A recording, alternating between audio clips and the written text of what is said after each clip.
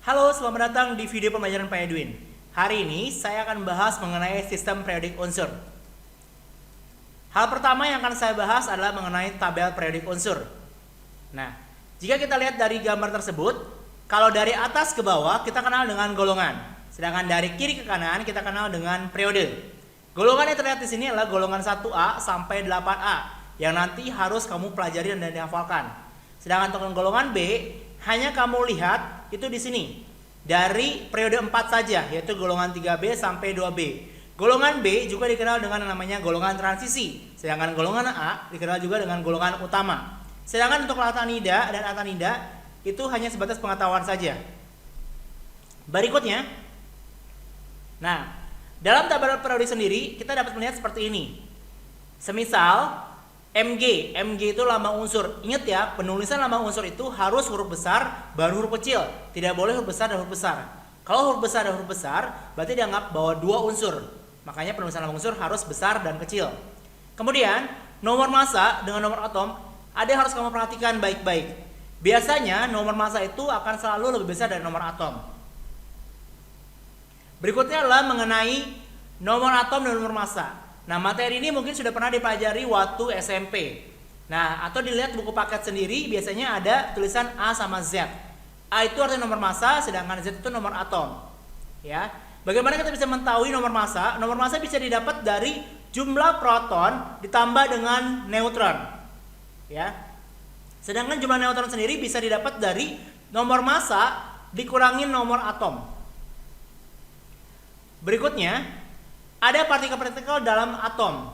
Itu ada elektron, ada proton, dan ada neutron. Ya. Elektron ditemukan oleh J.J. Thomson. Lambangnya adalah E, ya, dengan muatan 0-1. Sedangkan proton ditemukan oleh Goldstein dengan lambang P, yaitu 1 dan 1. Sedangkan neutron ditemukan oleh Chadwick. Lambangnya adalah N dengan nilai 1 dan 0.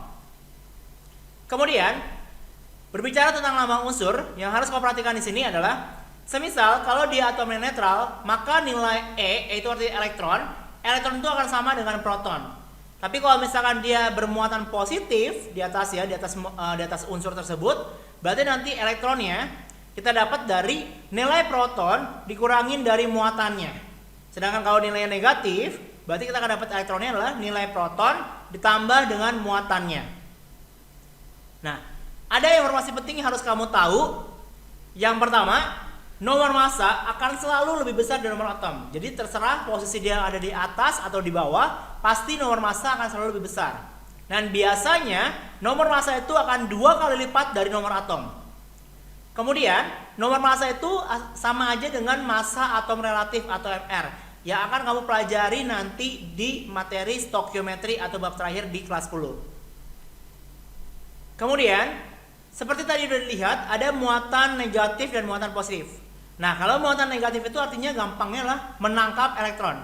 N ketemu N, menangkap. Jadi negatif itu menangkap elektron. Sedangkan positif berarti P ketemu P, melepas ya, membuang elektron. Nah, berikutnya kita akan berbicara mengenai namanya isotop, isobar, dan isoton. Apa sih itu? Penjelasannya seperti ini. Kalau isotop itu unsur-unsurnya sama atau jumlah protonnya sama, tetapi jumlah neutronnya berbeda. Nah, kalau kita lihat proton itu kan posisinya di bawah ya. Nah, makanya kalau kita lihat nih contohnya nih ya, itu ada 6 semua. Jadi proton itu yang di bawahnya sama nih. Sedangkan isobar adalah jumlah protonnya berbeda tapi massa atomnya sama. Jadi nomor massa ya, isobar itu nomor massanya yang sama. Jadi di atasnya sama nih. Ya, 14 sama 14. Sedangkan isoton neutronnya yang sama. Jadi pada saat kamu kurangin nomor massa dikurang nomor atom itu hasilnya neutron kan. Nah, pada saat kurangin 11 kurang 5 itu 6. 12 kurang 6 itu juga 6. Maka nilai neutronnya sama.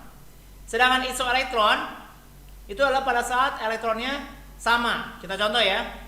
5, ini ada muatannya -1. Berarti elektronnya jumlahnya adalah 6. Karena negatif itu artinya adalah menangkap. Menangkap itu artinya mengambil. Jadi 5 nambah 1 jadi 6. Ini udah 6 kan, karena ini netral. Kalau netral itu berarti elektron sama dengan proton. Kemudian, yang kita pelajari berikutnya adalah Penjelasan lebih gampangnya mengenai isotop, isobar, dan isoton. Isotop ada P, berarti protonnya sama. Isobar ada AR, berarti nomor masanya sama. Sedangkan isoton berarti nomor neutronnya yang sama, jumlah neutron yang sama. Ya, cara gampangnya seperti itu. Nah, ini ada soal latihan yang harus kamu kerjakan. Jikalau ada pertanyaan, boleh nanti kalian bertanya pada saya. Tapi dicoba dulu aja. Sejauh mana kalian sudah memahami ini. Jikalau belum memahami, nanti kita akan pelajari dan kita bahas di pertemuan pada saat Google Meet. Sekian untuk materi hari ini. Terima kasih dan harapannya video ini bermanfaat buat siapapun yang menonton dan semakin mengerti mengenai pembahasan tentang sistem periode unsur di awal terlebih dahulu. Terima kasih, sampai ketemu di video pembelajaran selanjutnya dari Pak Edwin.